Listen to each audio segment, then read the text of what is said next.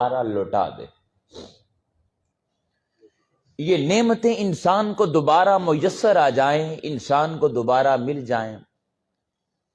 لیکن خالق کائنات کی ایک نعمت ایسی نعمت ہے، اگر ایک مرتبہ اس دنیا فانی سے وہ رخصت ہو گئی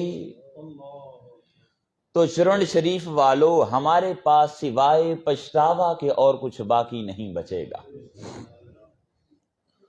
تو اس لیے میں گزارش کرنا چاہوں گا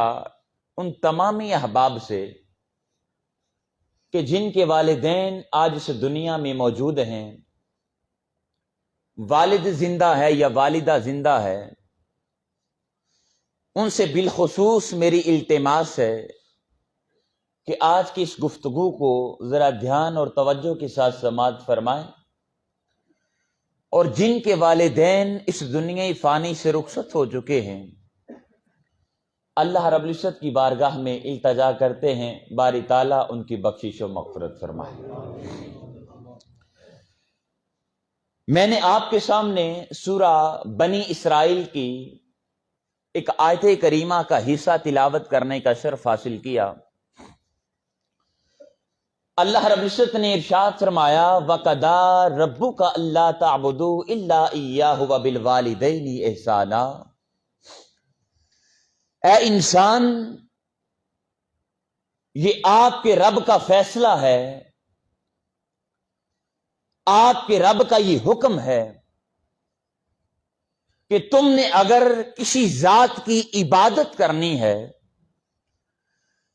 کسی ذات کی بندگی بجا لانی ہے،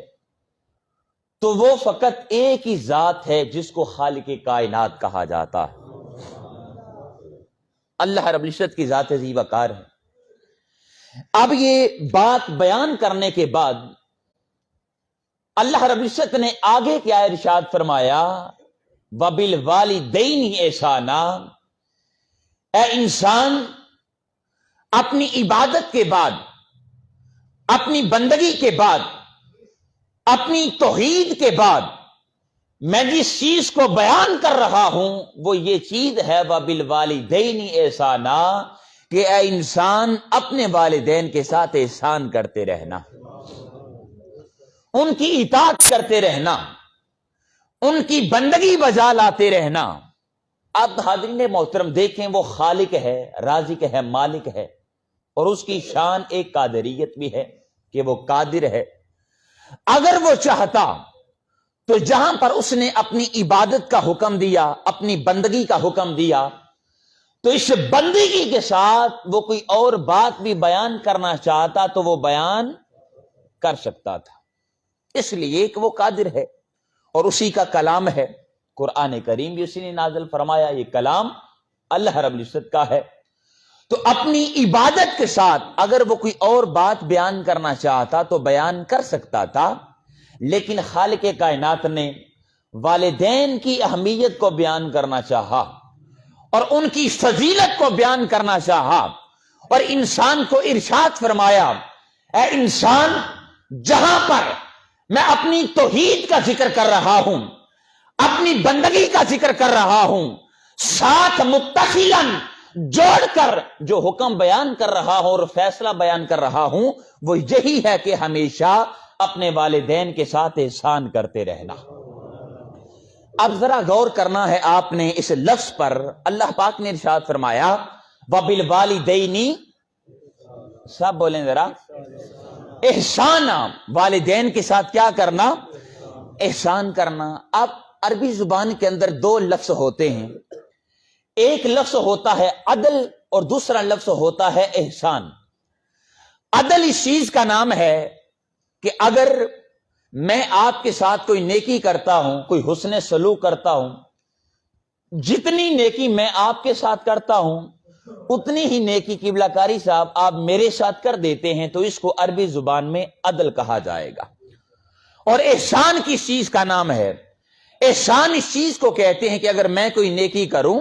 اور آپ اس سے بڑھ کر اگر میرے ساتھ نیکی کرتے ہیں، حسن سلوک کرتے ہیں، تو اس کو پھر ہم عربی زبان میں عدل نہیں کہتے بلکہ اس کو احسان کہا جاتا ہے۔ تو چرونڈ والو، اب اگر ہم قرآن کا مطالعہ کرتے ہیں تو خالق نے جہاں بھی والدین کا ذکر فرمایا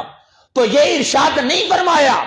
کہ اے بندے اپنے والدین کے ساتھ عدل کرنا،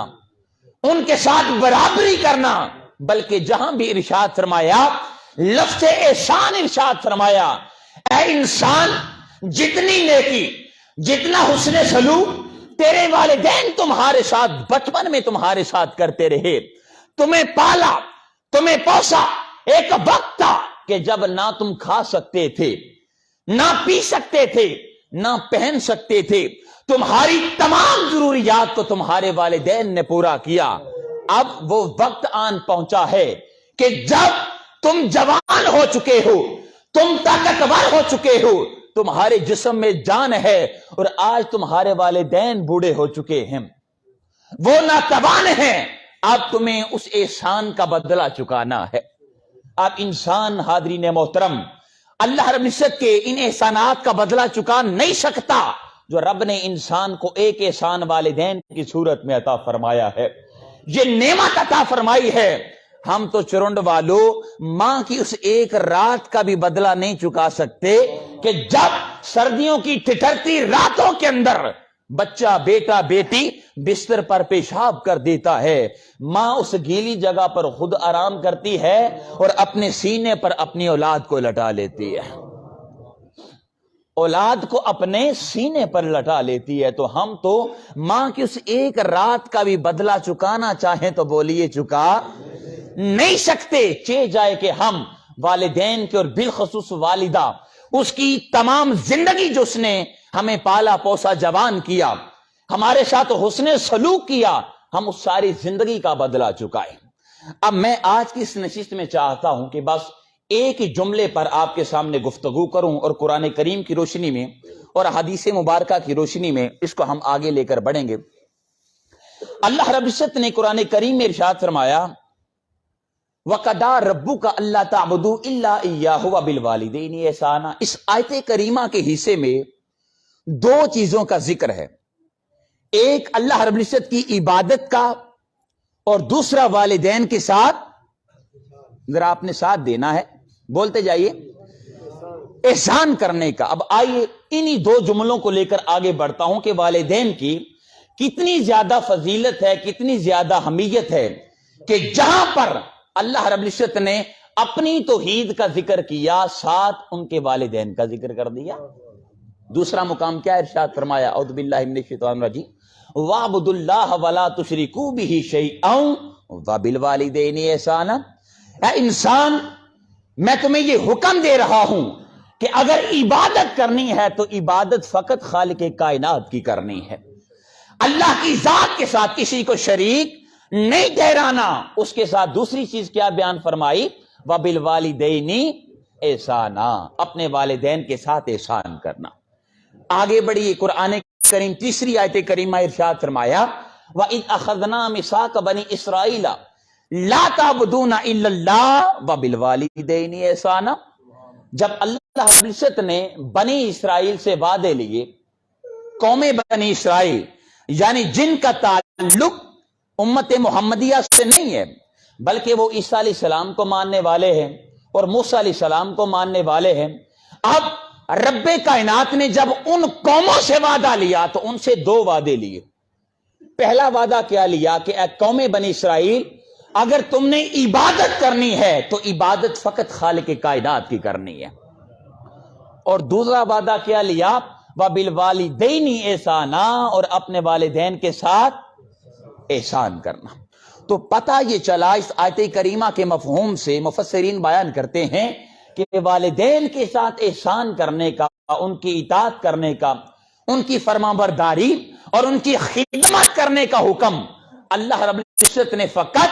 امت محمدیہ کو نہیں دیا، بلکہ اگر ہم سابقہ امتوں کا مطالعہ کریں تو رب کائنات نے ان امتوں کو بھی حکم دیا کہ اپنے والدین کے ساتھ احسان کرتے رہنا۔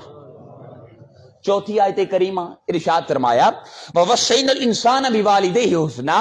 وَإِنْ جَاهَدَاكَ لِتُشْرِكَ بِمَا لَيْسَ لَكَ بِهِ عِلْمٌ فَلَا تُطِعْهُمَا۔ اے انسان،